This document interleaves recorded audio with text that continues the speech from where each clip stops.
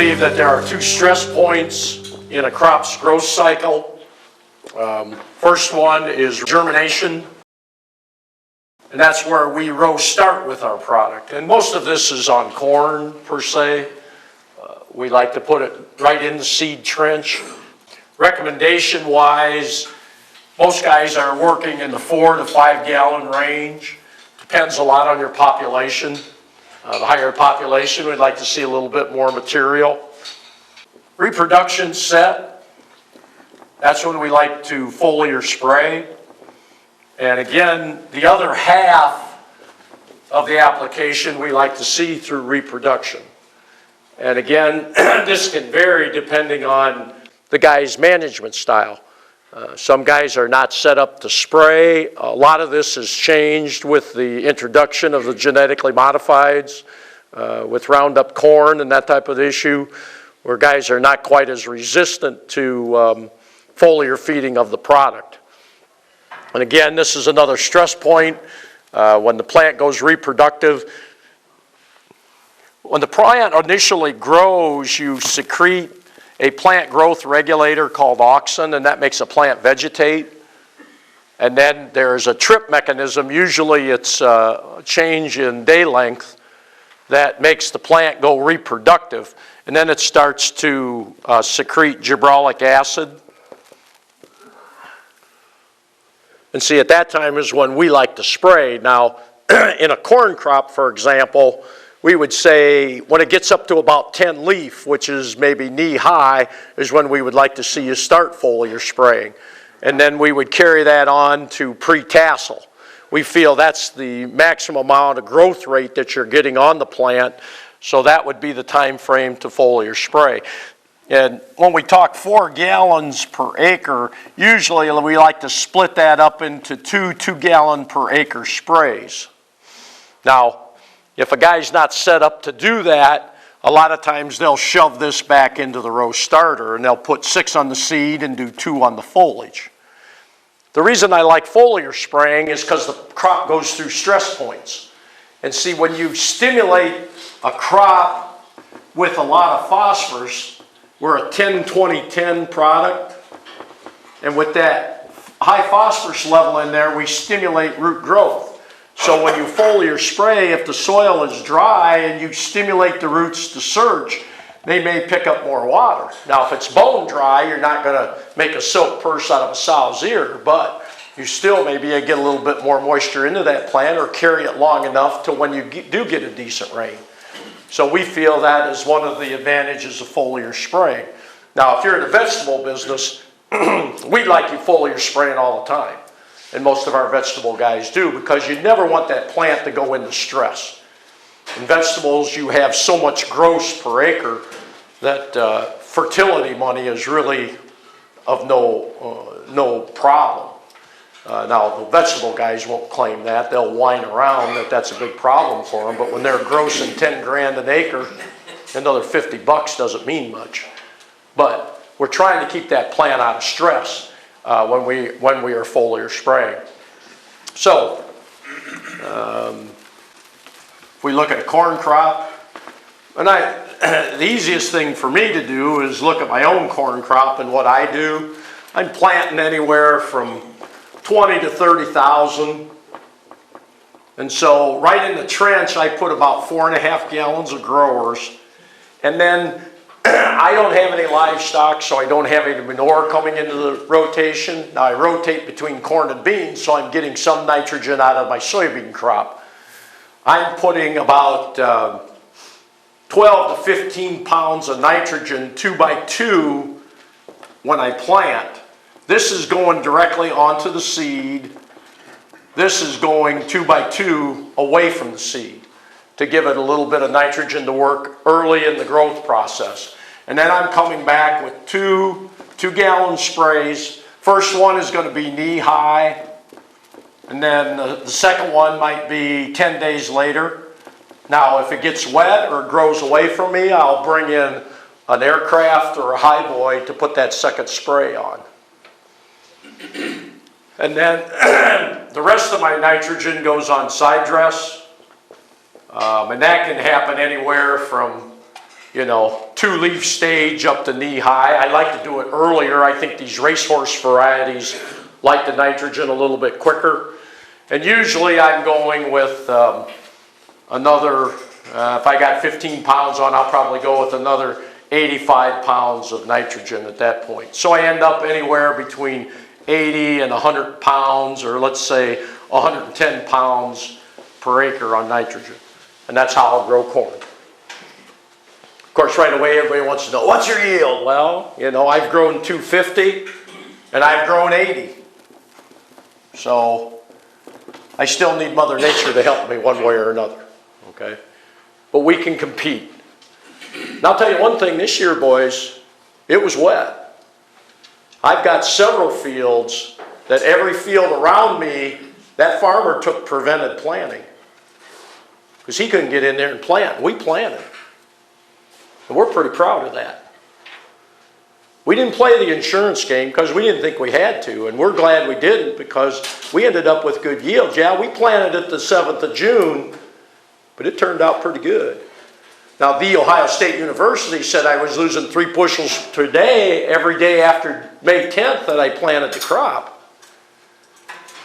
So if I had planted on the 10th of May, boy, I'd have had some pretty big yields, I'll tell you that. What's the matter, Dave? You don't believe Ohio State University? What is that? I like side dressing, and when I side dress, I'm in 30-inch rows, and we're basically knifing the nitrogen in about 5 to 6 inches in the center of the row. I don't like the fluted coulter. I just don't think it gets it deep enough. You know, when you put that seed in the ground, this lateral root comes off at about 35 degrees, and I feel that if you're about 6 inches or 5 inches below the surface, that lateral will hit that band of nitrogen. And I like that. Plus, the other thing is, by putting that, I use an old anhydrous rig that we just pumped the 28 through. We actually ripped this open and introduced some oxygen in there. My predecessor was a big bugaboo on that. He used to tell guys, when they said they got 30 bushel increase from putting on anhydrous, he always used to challenge them on that. He says, you don't know that. And I says, I sure do. Over here, I got this yield, and where I put the anhydrous, I got this yield. And Mr. Franklin always used to say, no, wait a minute, you got 2 variables in there. Because when you knifed that anhydrous in there, you opened that soil up and introduced oxygen in there. What was the value of the oxygen? Ooh, didn't think of that. Some guys would go back and shut the gas off and just rip it open. They got pretty impressed with what they got with yield sometimes, if you got really tight soil. So again, that's another factor that I think is important, is ripping that in there. If we look at something like alfalfa, we've got guys probably raising hay, or we're going to talk soybeans. Some guys will plant with 1 gallon per acre on the seed. You have to be careful as you plant later in the season and the soil is warmer and drier. We would always, on soybeans, they have a softer seed coat, so putting it on the seed is, you got to be a lot more careful with it.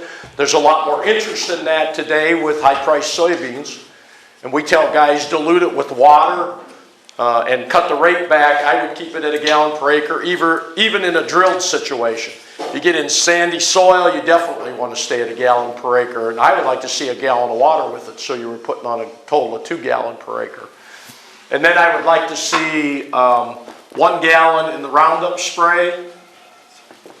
Most guys are using Roundup. What's the industry say? 94% of the soybeans in the country are genetically modified. So, and then I would like to see at least 1 or 2 gallons on pre-blossom, which is about usually 10 days after the Roundup spray. When the blossoms are setting at the nodes, you know, it's swelling up in there, that's when I would like to see a foliar spray soybeans. So it varies. You can go anywhere from 1 up to 4 gallon on beans, I think can return profits to you. We get into forages, alfalfa, for example, 2 gallons per acre every cutting. And again, if you're cutting 3 times, that's 6 gallons for the season. We have guys that manipulate that. We like to see 2 gallons per acre in the fall of the year before the plant goes into dormancy. Because what you do is when you foliar spray the plant, you build chloroplast content, and that puts more sugar in the root zone to overcome the dormancy period. So guy makes the last cutting, gets a little growth, foliar sprays it. Then a lot of guys, they'll come back in the spring as soon as it breaks dormancy and do another 2 gallons. So they may end up with 8 gallons for the season. And like Dave was saying, I've got a lot of large row croppers that are using the corn approach on land that has never seen any limestone because the landlords don't believe in it. Our whole key is that you're targeting the fertility. By getting it directly on the seed, you're getting it to the plant as close as possible. When you foliar spray, you're getting it as close to the plant as possible. And see, the other issue with that, we believe, is to pull the elements close to the plant, you have to have, first of all, balanced fertility,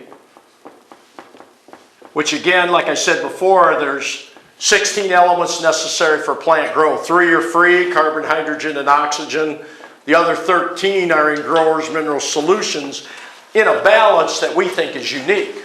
That's why we don't talk about it. We don't register the micronutrients because we don't want anybody else to try to replicate it. And that's how our owner has kept it that way for 50 years. We started in business at 55, so we're getting up there maybe 60 years.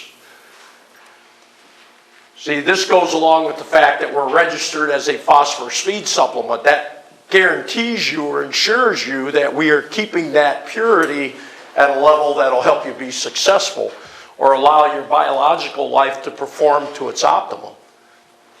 And if we fertilize it in the meantime and help kick it along, that's all positive for you. My predecessor used to say, you put dry fertilizer in a position so the crop root can go around it so it doesn't injure it. We don't want to do that, you know. We want to get it into the plant. We want to target the fertility. The 4 R's, remember? We think you do that by using a higher grade product that has proper balance to it.